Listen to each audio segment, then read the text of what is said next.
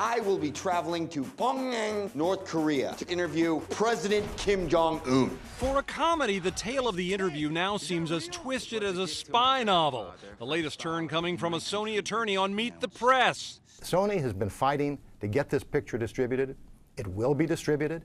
How it's going to be distributed, I don't think anybody knows quite yet, but it's going to be distributed. That is a direct about-face from just days earlier when Sony said it had canceled the Christmas release and had no further release plans, spurring even presidential disapproval. And if we set a precedent in which a dictator in another country can disrupt through cyber, a company's distribution chain or its products, and as a consequence we start censoring ourselves, that's a problem.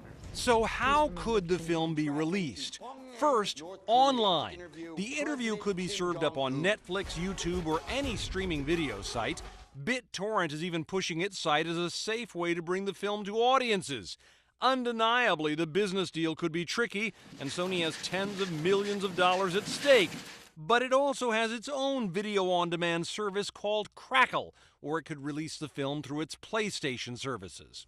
A second way. Every night, millions of people watch our show. Sony could always use its enormous business clout to make a deal with cable TV, releasing the film for free or on pay-per-view.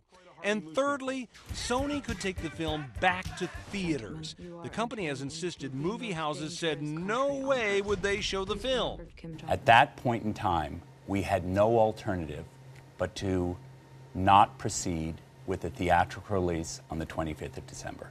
And that's all we did. But some theater operators are now calling that scapegoating, saying some places have been willing to show the movie all along and still are. If Sony will just lower the lights, pop the popcorn, and give the okay.